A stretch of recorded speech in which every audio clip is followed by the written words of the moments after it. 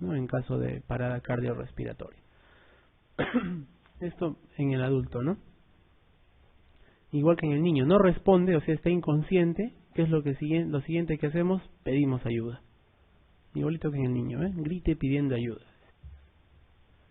Luego, después de pedir ayuda, abrimos la vía aérea y escuchamos, ¿no? Escuchamos y sentimos si el paciente respira o no, pero a la vez que estamos escuchando y sintiendo la respiración, estamos mirando el tórax para ver si se levanta o no el tórax, ¿no?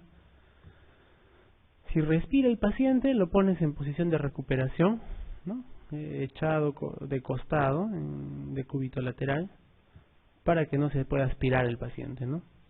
Y si no respira, ya pues empiezas con las compresiones torácicas, ¿no? 30 compresiones torácicas y 2 ventilaciones. La idea de la compresión torácica es llevar sangre al músculo cardíaco y un poco al cerebro, ¿no? Para que no haya mucha necrosis miocárdica ni cerebral. Y si dispones de desfibrilador, que es lo que les decía, que este desfibrilador automático debería estar en muchos lugares, ¿no? Y no ocurrir las muertes de algunos futbolistas, por ejemplo, que han pasado hace algún tiempo. Se le coloca, ¿no? Se enciende el desfibrilador, se colocan los parches y sigan las instrucciones. Son desfibriladores automáticos. Uno le pone el parche en el pecho, en la espalda al paciente, ¿no? Prendes el desfibrilador y él te dice solito qué tiene que hacer. Está programado ya, ¿no? Ahí dice, no hay pulso, vamos a descargar. Tú lo dejas nomás solito, descarga, tú hace todo el desfibrilador automático, si es que fuera necesario. ¿Ya? Ya en el hospital usamos el desfibrilador manual, ¿no? El que tenemos ahí. Pregunta 6. En una situación de parada cardiorrespiratoria, la secuencia correcta de valoración consiste en... Vamos a ver cuál es la respuesta, la secuencia correcta, ¿no? A, dice, comprobar inconsciencia. Sí, ¿no? Es inicial. Luego, comprobar signos de vida o presencia de pulso. Luego, comprobar si respira y abrir la vía aérea. ¿No? B, dice, comprobar la inconsciencia. Después de eso, alertar. Después abrir la vía aérea y comprobar si respira. Esa es, ¿no? Esa es la secuencia. O sea, primero comprobamos la inconsciencia, responde o no, luego alertamos, abrimos la vía aérea y probamos si respira. La C dice comprobar pulso. Aquí está diciendo inicialmente comprobar pulso, luego alertar, luego abrir la vía aérea, después comprobar inconsciencia. No. La inconsciencia va al inicio. D, abrir la vía aérea, luego comprobar inconsciencia. No. Primero comprobamos la inconsciencia. Y la E tampoco, ¿no? No empezamos por abrir la vía aérea, ¿no? Sino empezamos por comprobar que el paciente está inconsciente, alertamos, luego abrimos la vía aérea y comprobamos si respira. ¿Qué más seguiría de esto? Comprobar si respira y luego iniciar. Si no respira, iniciar compresiones y ventilaciones, ¿no? 30 compresiones por 2 ventilaciones. Y si respira lo colocamos en posición lateral, ¿no? De cúbito lateral o supino lateral, de cúbito lateral, ¿no? Bueno, en posición lateral para que no se aspire. Bueno, un poco para hablar de los síndromes coronarios agudos, ¿no? La fisiopatología es sencilla, esto ya lo han escuchado hasta el cansancio. Lo que aparece primero con los años, ¿no? Años de comer comida chatarra, de fumar y de no hacer ejercicio, aparece una placa aterosclerótica que al inicio es estable en las arterias, ¿no? Sobre todo en las arterias coronarias. Es estable porque no está rota, está ahí nomás la placa. Pero con el pasar de la oxidación, de los productos de oxidación, inflamación del endotelio y todo eso, y el paciente sigue fumando y sigue no cambia sus estilos de vida, aparece la placa aterosclerótica vulnerable. O sea, esta misma placa se vuelve vulnerable porque se agranda y porque disminuye el grosor del endotelio que lo recubre por dentro. ¿Ya? Entonces, esta placa vulnerable puede seguir 2 caminos. Puede haber una ruptura leve de la placa o una ruptura severa de la placa, ¿no? Cuando hay una ruptura leve puede haber un trombo, se forma un trombo que no termina de ocluir la totalidad de la luz arterial. No lo tapa, ¿no? Entonces cuando el trombo no lo ocluye, sino que deja un lugar por donde pase, aparecen las anginas, ¿no? Angina inestable, o infarto miocardio no Q, o infarto de miocardio no ST elevado. ¿no? O ST no elevado, cuando no ocluye. Esto es a lo que llamamos isquemia, ¿no? Aparece en cuadros de isquemia, cuando el trombo no es oclusivo. Pero si el trombo que aparece sí es oclusivo y tapa la totalidad de la arteria coronaria, aparece un infarto agudo de miocardio o la muerte súbita, ¿no? En el caso de la ruptura severa de frente sea un trombo oclusivo. Entonces, la intervención que nosotros hacemos es de aumento de la coagulabilidad o de la vasoconstricción, ¿no? Disminuimos esta vasocoagulabilidad o vasoconstricción para que pueda haber pasaje de sangre.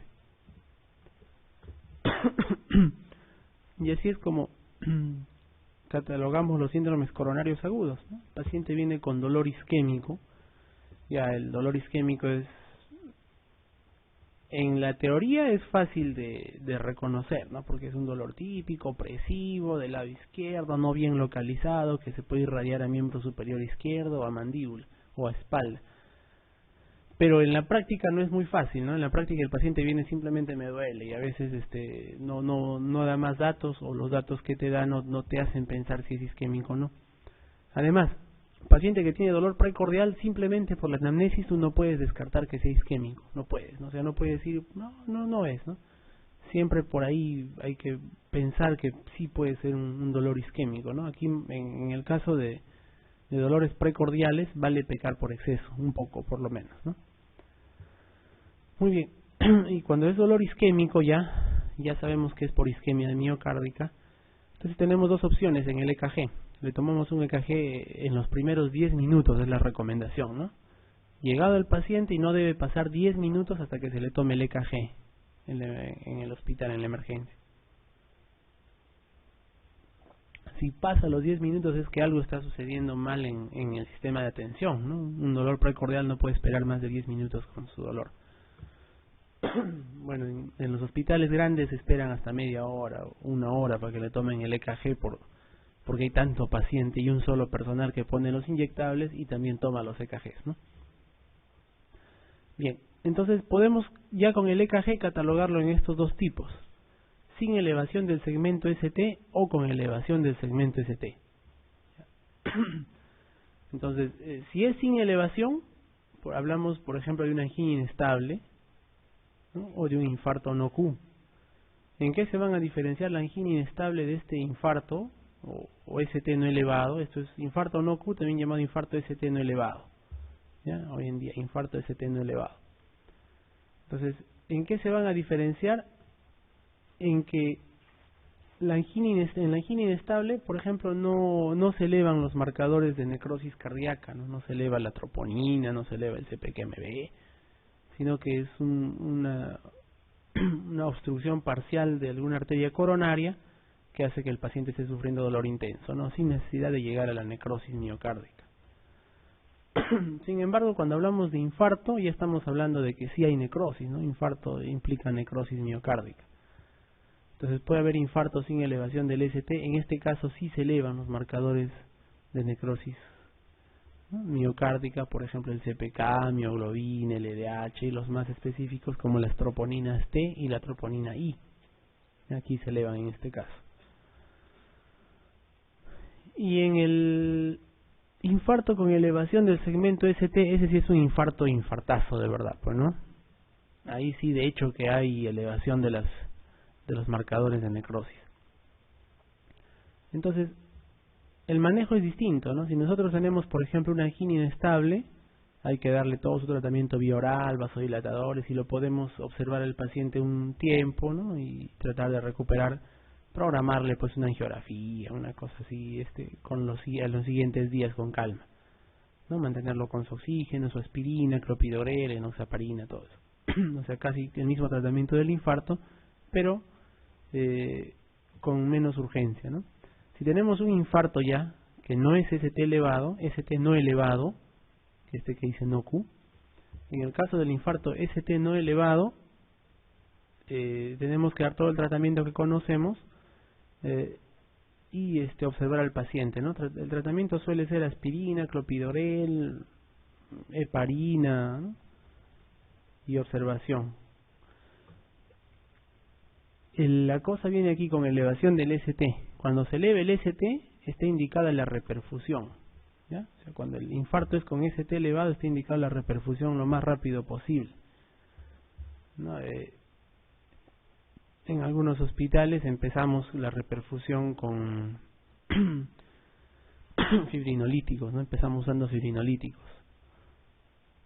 Si no funciona, ya se busca que se coloque un stent, ¿no? O sea, algún bypass, alguna elevación del ST. Y ahí están los síntomas, se llaman atípicos del infarto agudo de miocardio, ¿no? Por ejemplo, miren, el dolor torácico con la edad, todos estos síntomas con la edad van cambiando la frecuencia de presentación. Por ejemplo, el dolor torácico, cuando el paciente va entre 65 y 74 años, lo tiene hasta casi el 80% de ellos viene con dolor torácico. Pero miren, las personas más ancianas ya no refieren mucho al dolor torácico, ¿no? Ellos vienen por una molestia en el pecho, una cosa así, ¿no? O de repente nada. La disnea es mucho más estable su presentación, ¿no? Depende del grado de infarto de miocardio, ¿no? Alrededor del 40% presenta disnea. La sudoración también es más frecuente en los pacientes más jóvenes que en los ancianos. O sea, en los ancianos es más difícil de reconocer los síndromes coronarios, ¿no? El síncope es más frecuente en los ancianos, sin embargo alcanza solo el 18%, ¿no? Vienen y dice, ¿por qué lo trae? Porque se desmayó. ¿Le duele el pecho? No. ¿Está sudando? No. ¿Está taquicárdico? No. Solo se desmayó. Entonces, en los pacientes mayores que solamente se desmayan, hay que tener en cuenta que puede ser un infarto agudo de miocardio, ¿no? Inclusive en estos pacientes también es más frecuente la confusión nada más, ¿no? Viene confundido el paciente. Y bueno, para hablar del pronóstico de los síndromes coronarios agudos, se ha desarrollado la escala de Killip, ¿no? La escala de Killip. La escala de Killip va del 1 al 4 y es una escala clínica, nada más que clínica, es la ventaja, es bueno, ¿no? Porque nosotros podemos hacer la escala de Killip simplemente viendo al paciente y evaluando los exámenes más básicos, ¿no? Por ejemplo, el Killip 1 es un paciente sin insuficiencia cardíaca. Le has diagnosticado el infarto, pero el paciente está por lo demás normal. Tranquilo, no está edematoso, no tiene disnea, nada de eso. Más o menos la mitad de los pacientes tiene este tipo de infarto de miocardio. La mortalidad, como ven, es baja, ¿no? Del 6%. Es el pronóstico, ¿no? Da el pronóstico. El Killip 2, en el cual el paciente todavía está sin insuficiencia, pero ya está con signos de congestión, ¿no? Un poco de insuficiencia ya. Por ejemplo, galope, o tercer ruido, o cuarto ruido a veces, y estertores basales, ¿no? Crepitantes en las bases de los pulmones, lo cual indica que está empezando a hacer algo de insuficiencia cardíaca. El porcentaje de pacientes aquí es más o menos entre el 30 y 40%, y la mortalidad va subiendo, ¿no? Un poco más del doble que en Killip 1. En Killip 3 se caracteriza porque el paciente ya tiene edema agudo de pulmón y muchas veces requiere ventilación mecánica, ¿no? Para manejar el edema agudo. El porcentaje es menor, 10 a 15, y la mortalidad mucho mayor. Y el Killip 4, miren la mortalidad 81%, y se caracteriza por shock cardiogénico. O sea, el paciente con infarto de miocardio en el cual hay hipoperfusión de todos los tejidos, hipotensión, ¿no? que está originando en la falla del corazón como bomba. La mortalidad es altísima, ¿no? 81% más o menos. Este es lo del pronóstico de los síndromes coronarios. Y aquí están un poco para hablar de los marcadores bioquímicos de necrosis cardíaca, de necrosis miocárdica, ¿no? Por ejemplo, tenemos a la mioglobina. La mioglobina es la que empieza a elevarse más temprano que todos los demás. Miren, más o menos entre 1 y 2 horas ya está empezando a iniciar la elevación de la mioglobina, ¿no? Su máxima sensibilidad lo alcanza entre las 4 y 8 horas, que es su pico máximo también. Y su duración en días, miren que dura entre medio día y un día, o sea, entre 12 horas y 24 horas la mioglobina elevada, ¿no? Luego dejamos estos dos del medio para comentarlo después. Vamos a ver el CPK-MB, que es el que creo que es más frecuente en los hospitales de nuestra realidad, que empieza a elevarse entre 3 y 4 horas, el CPK-MB. Más o menos entre 8 y 12 horas es mucho más sensible, y su pico máximo entre 10 y 24 horas. O sea, pasado 12 horas recién agarra su pico máximo, ¿no? Y dura entre 2 y 4 días del CPK-MB.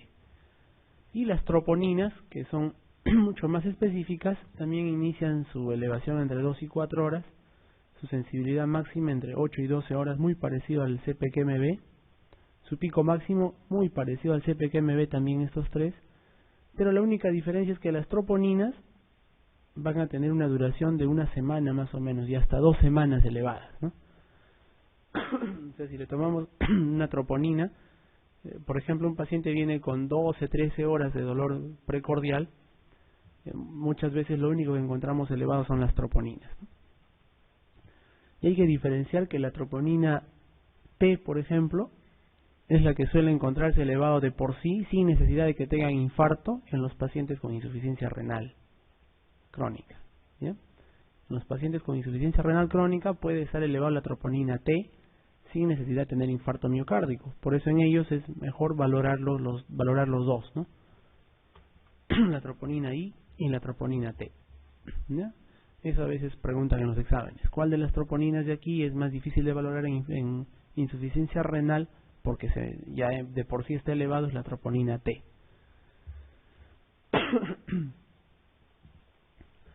Muy bien, pregunta 7.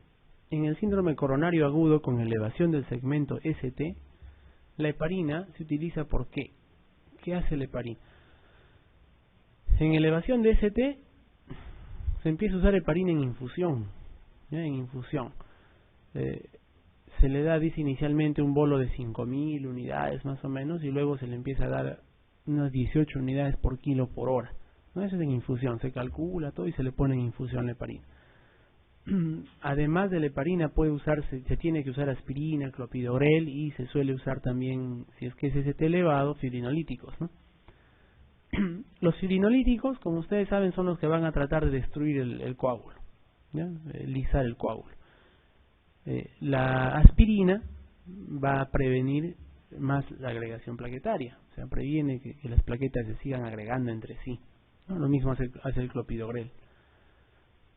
¿Y qué hace la heparina? La heparina lo que hace es, ¿no?, inhibe la formación de más trombos, ¿no? O sea, evita que el trombo se propague, se forme más donde ya está formado, y también evita la recurrencia de nuevos episodios trombóticos, ¿no? Entonces vamos a ver, la alternativa A sobre la heparina en infusión dice, ¿es fibrinolítica ya que destruye el trombo? No, ¿verdad? Ese es el papel de los fibrinolíticos, tipo alteplasa, estreptoquinasa, etcétera. B, ¿inhibe la formación de más trombos y evita su recurrencia? Sí, eso es lo que hace la heparina, ¿no?, en ese momento. C, ¿inhibe la agregación plaquetaria? No, esa es acción de la aspirina y el clopidogrel, ¿no? D, ¿restaura la permeabilidad de la arteria coronaria de forma inmediata? No, eso sí, si pondríamos un stent haríamos esto, ¿no? Y todas las respuestas anteriores son correctas. Entonces, ¿cuál es el papel de la heparina? Es la B, ¿no? Inhibe la formación de más trombos y evita su recurrencia.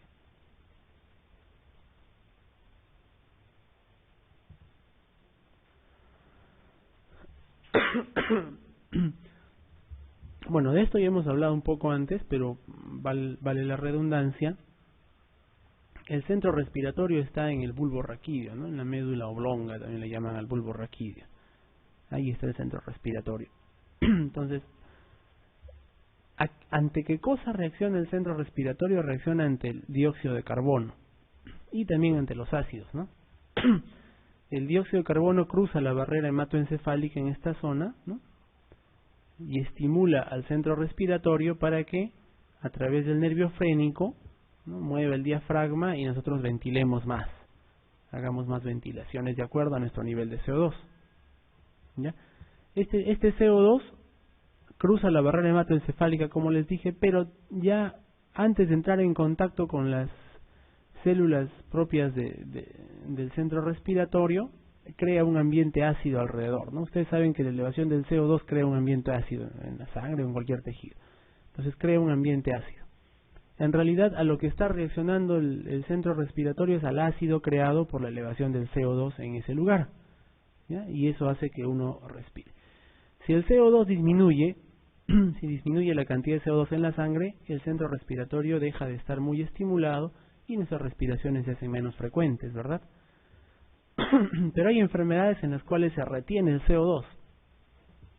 Por ejemplo, en la enfermedad pulmonar obstructiva crónica, los pacientes retienen el CO2.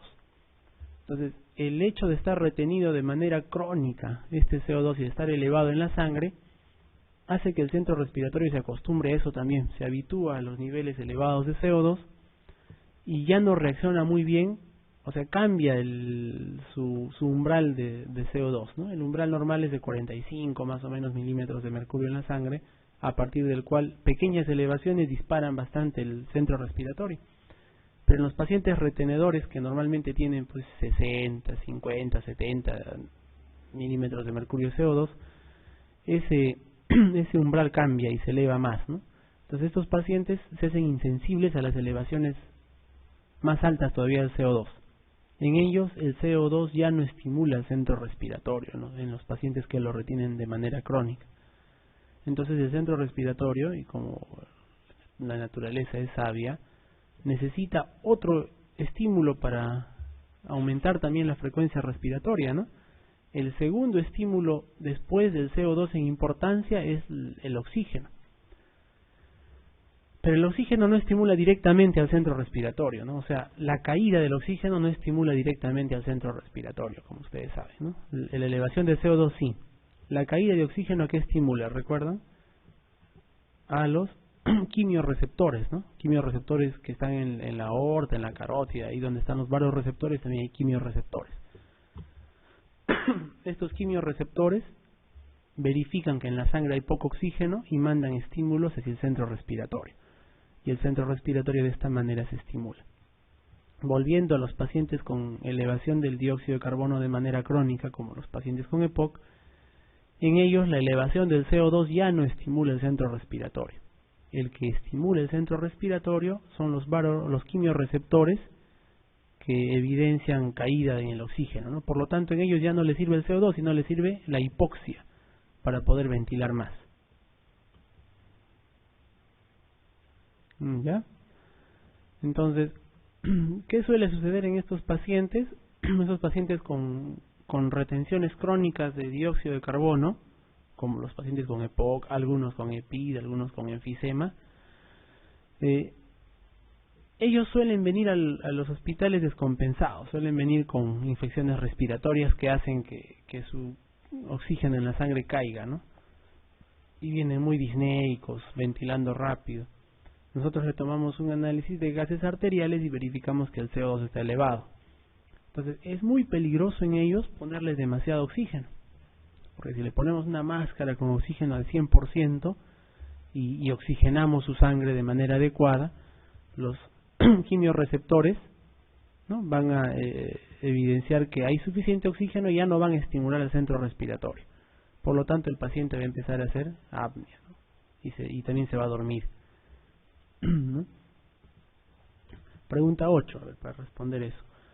Al administrar oxigenoterapia a un paciente que ingresa en urgencias por presentar EPOC reagudizada, ¿qué debemos tomar en cuenta? Deberá tomar en cuenta que dice, el flujo de oxígeno debe ser elevado, ya que la insuficiencia respiratoria va acompañada de hipoxia. ¿Qué dicen a esa alternativa? Falso, ¿no? Si nosotros le damos un flujo de oxígeno elevado, como estamos diciendo, lo que va a ocurrir es que el paciente respire menos, ventile menos, porque le estamos dando el oxígeno adecuado y su centro respiratorio solamente funciona al bajo oxígeno, y va a empezar a retener más CO2 cada vez. Y a retener más y más, a hacer cuadros de acidosis respiratoria, ¿no? Severas, que pueden llevarlo a la muerte. Alternativa B. La concentración de oxígeno está condicionada por la situación clínica del paciente. La concentración de oxígeno está condicionada por la situación clínica, dice. sea, por lo que esté, o sea, la concentración de oxígeno que le vamos a dar, ¿no? Está condicionada por la situación clínica. Tampoco, no se condiciona eso, se condiciona está condicionada porque el paciente es un retenedor de CO2. Pregunta C. La concentración de oxígeno que se le da al paciente debe ser igual a la concentración atmosférica, ya que el paciente presenta hipercapnia. Darle oxígeno a concentración atmosférica es que respira aire atmosférico, ¿no? Siempre hay que ayudarle un poquito. D. El flujo debe ser bajo, el flujo de oxígeno que se le da, ¿no? Ya que la hipoxia es el único estímulo para respirar. Sí, ¿no? Estos pacientes tienen como único estímulo la hipoxia. Por eso el flujo debe ser bajo. Si nosotros le damos mucho flujo, como hemos visto, el paciente deja de respirar, ¿no? Dice, el flujo debe ajustarse para conseguir una presión de oxígeno superior a 90 milímetros de mercurio. Esto es muy ambicioso, ¿no? Usualmente se suele ajustar el flujo, debe ser bajo y se suele ajustar para dar cifras superiores a 90% de saturación, no 90 milímetros de mercurio, sino de saturación. ¿Ya? Porque se ha visto que de 90 o es más de 92 para arriba, la mortalidad ya no es tan alta, ¿no? Pero aquí la respuesta correcta es la D. ¿Ya? El flujo de oxígeno administrado al paciente debe ser bajo, ya que la hipoxia es el único estímulo para respirar en este grupo de pacientes.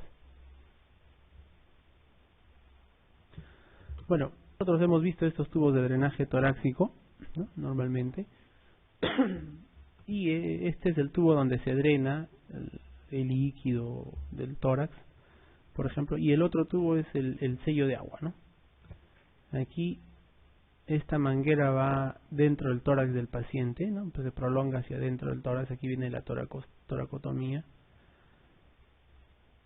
Y bueno, va conectado a un sello de agua que hace que no entre aire a este tubo, ¿no? A este primer frasco no entra el aire. Pero si nosotros simplemente lo tapáramos y no le pondríamos esta segunda manguera, solo la primera, el aire no podría ni entrar ni salir, nada podría entrar ni salir, porque la presión de acá estaría igualada a la presión del pulmón, ¿verdad? Se crea esta segunda vía de comunicación, ¿no? Para que en el segundo frasco, que se llama la trampa de agua, o el sello de agua, puede eliminarse si es que hay aire de más, ¿no? En los casos de neumotórax, por ejemplo, el paciente va eliminando el aire de esta manera, hacia acá. Y ya no regresa el aire porque aquí hay una trampa de agua, el agua está por encima del nivel más bajo del tubo, ¿no? Pero cuando el paciente tose, crea una presión acá positiva que hace que esto burbujee, ¿no? Le dice tose, aumenta la presión, viene más aire por acá y burbujea este frasco, ¿no? Y si el paciente en cambio inspira, crea una presión negativa, ¿no? Y el agua de aquí sube un poco, ¿no? La columna de agua sube en la trampa de agua.